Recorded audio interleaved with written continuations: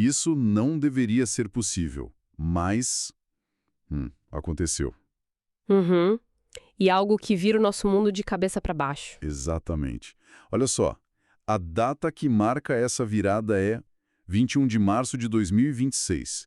Uma célula humana comum, tipo a mesma célula que compõe a nossa pele ou os nossos órgãos, acabou de ser usada como um disco rígido, um HD biológico. O que por si só já soa como ficção científica pura, né? Totalmente. E o que torna essa descoberta realmente fascinante e talvez um pouco perturbadora para quem está nos ouvindo é que essa tecnologia, mesmo nas fases iniciais, não é uma ideia distante. Ela pode estar circulando agora mesmo, em silêncio, dentro dos nossos próprios corpos. Sim. E não estamos falando de futurologia barata. Não, de jeito nenhum. Hoje, a gente vai destrinchar a ciência real que apagou de vez a fronteira entre o silício e a biologia. Porque, por décadas, a nossa sociedade operou sob a premissa de que existia uma linha super clara, uma barreira inegociável entre o que é biológico e o que é tecnológico. Aquela velha divisão, sabe? De um lado a gente tinha a vida, algo orgânico, que respira, que sofre mutações, que evolui, e do outro, A máquina. Algo construído, fabricado com metais, programado lá em código binário. isso, natural de um lado, artificial do outro. Só que, bom, o que a gente está observando agora, através dessas pesquisas mais recentes, não é apenas o momento em que essa linha foi cruzada. Ela foi, completamente apagada. A distinção simplesmente deixou de existir. É bizarro pensar nisso. E para basear esse nosso mergulho profundo de hoje, a gente foi atrás de um conjunto de fontes que documentam exatamente como isso aconteceu passo a passo. Fontes bem pesadas, por sinal. Sim, nós vamos analisar 2 estudos recentes e revolucionários do MIT. Um que detalha o armazenamento gigantesco de dados digitais em polímeros que imitam a biologia, e outro sobre o rastreamento não invasivo de código genético em células vivas. E tudo isso acaba culminando num manifesto conceitual que tem circulado nos meios acadêmicos chamado A Ruptura ou A Linha que Desapareceu. Que é um documento que dá até um frio na barriga de ler. Então, o nosso objetivo hoje é entender as engrenagens físicas e químicas de tudo isso. Certo? Vamos desempacotar isso. Como é que os cientistas conseguem, fisicamente falando, transformar matéria biológica num pendrive capaz de guardar dados por milênios? Bom, para entender o como, a gente precisa olhar para um método desenvolvido lá no MIT chamado TREE-REX. T-Rex, igual o dinossauro? Igual dinossauro. A sigla significa Thermoset Reinforced Share Preservation, ou, em português, xeropreservação reforçada por termofixo. O grande gargalo histórico de armazenar dados em DNA sempre foi a extrema fragilidade da molécula, sabe? Quando tira do ambiente celular, ela meio que se desfaz, né? Exato. Se a gente deixa o DNA exposto, a umidade e o calor destrói a molécula muito rápido. Então, até pouco tempo atrás, a única forma de guardar DNA sintético carregado de dados era usando aqueles freezers de ultra baixa temperatura. Que devem gastar uma energia absurda. Uma quantidade colossal de energia, o que inviabiliza qualquer uso em escala global para armazenamento de dados. Aí entra a sacada genial da equipe do MIT com o método TREX. Eles criaram uma forma de encapsular o DNA dentro de um polímero vítreo, tipo uma resina plástica que é incrivelmente resistente. E aqui entra uma analogia que eu particularmente achei brilhante quando eu estava lendo os relatórios. O processo parece muito com aquela premissa clássica do filme Jurassic Park. Ah, sim, a do mosquito. Isso, os mosquitos que picaram dinossauros e ficaram presos num âmbar, preservando o DNA genético intacto por milhões de anos. Só que a ironia maravilhosa dessa pesquisa é que os cientistas do MIT literalmente codificaram a música tema do Jurassic Park no DNA. É muito metalinguístico. É demais. Eles pegaram as notas musicais, traduziram para as letras da genética e armazenaram isso nesse âmbar sintético. E eles também guardaram o logotipo do MIT e um genoma humano inteiro lá dentro. Eles queriam provar um ponto, com certeza. Sim. Mas a diferença crucial para nós é a seguinte. A gente não está guardando o passado natural numa resina de árvore por acidente. A gente está engarrafando ativamente o nosso próprio código digital, hoje. E a intencionalidade é o que muda o jogo aí. Porque a densidade de informação que isso permite é um negócio que desafia a nossa intuição. Na computação tradicional que a gente usa no dia a dia, tudo é baseado em sistemas binários, zeros e uns. Uhum. O básico da informática. Mas o que a biocomputação faz é pegar esses zeros e uns e mapear para as 4 bases nitrogenadas do DNA. Então, por exemplo, a guanina e a citosina podem representar o 0, e a adenina e a timina representam o 1. E como o DNA é minúsculo, cabe muita coisa, né? Cabe uma quantidade absurda. A densidade é imbatível. Para ter uma ideia mais física dessa escala, imagina uma simples caneca de café. Uma caneca normal dessas de padaria? Isso. Se ela estivesse cheia até a borda de DNA codificado, ela poderia, teoricamente, armazenar absolutamente todos os dados digitais existentes no mundo hoje. Caramba! Todos os dados da internet numa caneca de café. Todos. Todos os vídeos, bancos de dados, textos, tudo. Nossa! Mas espera aí, eu lembro de ler nas fontes que o próprio MIT já tinha tentado algo parecido lá em 2021. Eles encapsularam DNA em partículas de sílica, só que deu ruim numa parte, não deu? Deu, e o problema era justamente na hora da leitura. Para tirar a informação da sílica, eles precisavam usar ácido fluorídrico. Que é um negócio super perigoso. Absurdamente perigoso. É uma substância capaz de dissolver ossos. Imagina usar isso num data center. Então, o método TREX tinha que resolver esse problema de recuperação dos dados. É, porque não adianta esculpir os dados num cofre de vidro se você tem que implodir o cofre e correr o risco de quebrar o que está dentro na hora de abrir. Exatamente. E esse foi o verdadeiro triunfo da engenharia molecular nesse estudo. O polímero que eles usam é baseado em estireno. E o estireno é um material extremamente hidrofóbico. Ou seja, tem aversão à água. Ele repele a água de forma violenta. Só que o DNA é uma molécula hidrofílica e tem carga negativa. Ele atrai a água. Tentar misturar estireno e DNA não é só difícil, é como tentar forçar 2 ímãs com o mesmo polo a se conectarem. Eles se impuram. Uma combinação de 3 monômeros específicos. Que funcionam tipo como escrotas? Escoltas moleculares. Isso, eles interagem com o DNA, retiram a molécula da água com toda a segurança e puxam o DNA para dentro do estireno, formando complexos esféricos que funcionam como escudos impenetráveis. Protegem de água, protegem de calor até 75 graus Celsius. Tá, mas e para ler? Como a gente tira o DNA daí sem o ácido que dissolve ossos? Aí é que está a mágica. Eles não usam mais o ácido corrosivo. Eles utilizam uma molécula chamada cisteamina. Cisteamina. E como ela age? Porque a minha dúvida é, ela não danifica a fita de dados? Não, de forma alguma. A cisteamina funciona como uma chave química altamente específica. Em vez de derreter o polímero inteiro de forma bruta, ela ataca só as ligações químicas que unem a rede do estireno. Ah, entendi. Ela vai direto nas juntas. Exato. Ela essencialmente abre o zíper do escudo protetor. Quebra as juntas do polímero sem nunca encostar na molécula de DNA que está lá dentro guardada. E o código sai ileso, pronto para ser lido em temperatura ambiente. Olha, isso é fantástico, mas isso levanta um ponto vital para nós nessa análise. Porque uma das empresas que nasceu a partir dessa pesquisa, que é a Cache DNA, tem um objetivo público muito claro. Eles querem preservar genomas inteiros para impulsionar a medicina personalizada no futuro. Que é uma iniciativa incrível. Com certeza. A ideia de ter o registro biológico master de alguém guardado em segurança. Mas tem um detalhe. Armazenar dados num bloco de plástico polimerizado é armazenamento estático. É um cofre fechado. É que o jogo vira de verdade quando essa capacidade de escrever dados é transferida para dentro de um sistema biológico em movimento.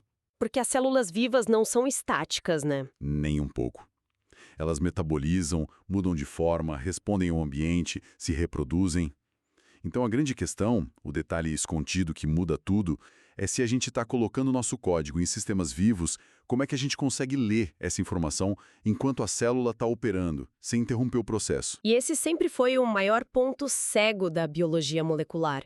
Historicamente, se a gente quisesse saber o que uma célula estava fazendo, tipo, quais genes estão ativados agora, que proteínas ela está produzindo, a gente usava o sequenciamento de RNA de célula única. Que tem um problema fundamental. Um problema enorme. A técnica é destrutiva. Para acessar as fitas de RNA e ler a intenção da célula, os cientistas precisavam romper a membrana celular, ou seja, precisavam matar a célula. Então, todo o nosso conhecimento sobre desenvolvimento celular até hoje era baseado em, sei lá, autópsias microscópicas. Exatamente. Eram fotografias estáticas de milhares de células diferentes que foram sacrificadas em momentos diferentes. A gente nunca tinha um vídeo contínuo de uma única célula mudando ao longo do tempo. O que nos leva diretamente ao segundo estudo do MIT que a gente está analisando hoje, aquele liderado pelas equipes do Peter Tsoi e do Koseki Kobayashi Kirchhoffsink. E a solução que eles encontraram, chamada Raman2-RNA, confesso que lendo sobre isso, parece magia. Mas é ciência dura, é pura ótica avançada. Pois é, em vez de destruir a célula para ler o RNA, eles iluminam a célula usando algo chamado espectroscopia Raman, usando lasers de luz infravermelha próxima. Mas, peraí, eu me perdi um pouco nessa parte do estudo. Jogar um laser continuamente numa célula viva não acaba fritando o material? Como é que a simples luz consegue ler dados genéticos sem causar nenhum dano estrutural? Essa é a dúvida que todo mundo tem. Mas a sacada é que a luz infravermelha próxima tem uma frequência de energia muito específica. Ela não é absorvida pela água da célula. Então ela não gera calor suficiente para fritar o material e também não tem energia agressiva para quebrar ligações químicas como os raios ultravioleta fariam, por exemplo. Ah, então é uma luz suave, digamos assim. Exato. O que acontece é um fenômeno de dispersão. Quando essa luz atinge as moléculas dentro da célula, os fótons da luz interagem com as vibrações das ligações químicas e rebatem. Eles voltam com uma frequência ligeiramente alterada. E essa alteração cria um padrão? Sim, cria uma espécie de código de barras químico. É uma assinatura luminosa daquele exato momento metabólico da célula. Certo. Entendi a parte de não destruir a célula. Mas o código de barras gerado pela luz deve ser incrivelmente complexo, caótico até. A espectroscopia Raman sozinha consegue dizer exatamente, sei lá, qual gene de RNA está ligado ou desligado? Não, não consegue. E esse era o limite dessa técnica até agora. A luz refletida dá um perfil químico muito geral. É como você olhar para a fumaça de uma cidade de longe. Você sabe que tem atividade lá, tem algo acontecendo, mas você não consegue ler as placas das ruas. Tá, e como eles resolvem isso? A genialidade do estudo foi introduzir modelos de inteligência artificial profunda para limpar e traduzir esse borrão óptico. Eles precisavam ensinar a máquina a interpretar a luz. E para isso, na fase de treinamento, eles usaram dados hiperprecisos obtidos de formas tradicionais. Ah, eu vi isso nos materiais de apoio. Eles usam aqueles termos, o Smith-Fish e o programa Tangram. Mas como isso funciona na prática para educar o algoritmo? Porque é muita sopa de letrinhas. Mas a lógica é linda. Pensa no Smith-Fish como milhares de pequenos marcadores de neon, adesivos químicos brilhantes que grudam exclusivamente em moléculas de RNA muito específicas dentro da célula. Tá, marcadores de neon. E o Tangram? O Tangram é o algoritmo que atua como um mapa detalhado. Ele cruza a posição desses marcadores de neon com o genoma inteiro. Então, lá no laboratório, na fase de treinamento, os cientistas iluminavam as células com a luz infravermelha Raman e coletavam um perfil borrado. Uhum. Imediatamente depois, eles usavam os marcadores de neon Smith-Fish para obter o perfil genético exato daquela mesma célula.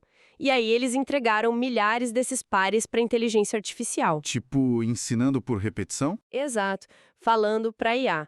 Olha só, toda vez que o reflexo de luz Raman for esse borrão aqui, a configuração exata do RNA mapeada pelo neon é essa daqui. Meu Deus. Eles ensinaram a máquina a prever a estrutura invisível apenas olhando para o reflexo da luz. E o experimento que provou que isso funciona, sinceramente, é de cair o queixo. A audiência precisa entender a gravidade disso. O experimento com os fibroblastos, né? Esse mesmo. Eles pegaram células de fibroblastos, que são células bem comuns de tecido conjuntivo tiradas da pele de camundongos, e iniciaram um processo químico para reprogramar essas células de volta ao estado de células tronco pluripotentes. Que é tipo fazer a célula viajar no tempo. Exato. Fazer ela esquecer a sua função de pele e voltar a ser uma tela em branco, que pode virar qualquer coisa. Esse processo leva 18 dias inteiros. O que a equipe do MIT fez foi acompanhar o mesmo grupo exato de células durante todos os 18 dias. Iluminando com o laser infravermelho e usando a IA para traduzir. Sim, eles leram os dados de RNA 36 vezes seguidas na mesma célula e nenhuma única célula precisou ser sacrificada para que eles soubessem exatamente como o genoma estava se reescrevendo em tempo real. A importância mecânica desse experimento é incalculável para nós.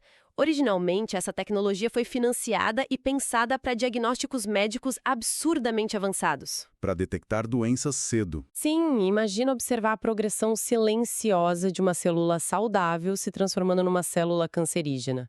Minuto a minuto, sem interferir no processo biológico dela, só para entender exatamente onde o erro genético começa. É uma ferramenta de observação sem paralelo na história da medicina. Com certeza. Mas é justamente aqui que a coisa fica perigosa. É aqui que as duas pesquisas colidem e a nossa investigação atinge aquele ponto de ruptura que o manifesto descreve tão bem. O ponto de virada? Exato. Pensa com a gente, se nós temos a capacidade física de gravar dados de forma duradoura no DNA, como a gente viu lá no método T-Rex, e se agora a gente tem a capacidade ótica de ler o código genético de uma célula de forma contínua enquanto ela vive e se transforma... Usando a IA e a luz? Isso. A célula deixa de ser uma caixa preta biológica. Ela se torna um monitor de dados vivos, um painel que a gente pode ler em tempo real. E a implicação profunda disso é que a informação colocada em células vivas ganha a característica mais primordial da biologia. Ela não fica parada. Ela não fica parada. Células se replicam, uma vira duas, duas viram quatro, quatro viram 8. Sob a ótica da engenharia de sistemas, isso é a fronteira final. Porque na ciência da computação tradicional, um sistema autônomo e completo precisa de só duas coisas: uma infraestrutura de hardware capaz de gravar informações e uma interface capaz de ler essas informações repetidamente. E a gente acabou de descrever as duas coisas na biologia. Pois é. Se a gente pode escrever no código da vida permanentemente e ler esse código sob demanda de forma não invasiva, o corpo biológico transcendeu a sua natureza. A própria biologia se tornou um hardware completo de leitura e gravação. Hardware biológico? É muito doido falar isso. E tem uma lei fundamental na arquitetura de sistemas. Qualquer ambiente onde a informação pode ser escrita é um ambiente onde a informação pode ser alterada. E é aí que o medo real começa. Essa dedução nos leva a um cenário muito desconfortável. Imagina essa dinâmica rodando silenciosamente dentro de um corpo humano, dados críticos como histórico de saúde, identidades, registros sendo armazenados, replicados e distribuídos organicamente através da divisão celular natural. Sem precisar de cabos ou telas. Sem nenhum dispositivo externo. Não tem o roteador conectado na tomada, não tem um smartwatch no pulso captando os dados. A infraestrutura é invisível, silenciosa e está crescendo. E se o nosso corpo agora hospeda um código legível que pode ser alterado, a pergunta proibida emerge naturalmente para a gente. Quem controla isso? Exato. Quem detém a senha de administrador da nossa biologia? Porque se pode ser alterado, pode ser corrompido. É um momento em que a nossa compreensão de segurança cibernética precisa evoluir drasticamente. Desde o início da era digital, todo mundo foi condicionado a temer vírus de computador, né? Sim, os cavalos de Troia, os ransomwares da vida. Isso. A gente entende a ameaça de programas invisíveis, arquitetados em código malicioso, que invadem máquinas para sequestrar redes ou apagar HDs. A gente passou décadas construindo firewalls e sistemas de defesa contra pedaços de código que atacam infraestruturas fabricadas de silício. Mas e quando o conceito de vírus volta à sua raiz etimológica e biológica, só que carregando uma carga útil puramente tecnológica? É o pesadelo da cibersegurança. O que acontece quando o código não infecta máquinas, mas infecta organismos?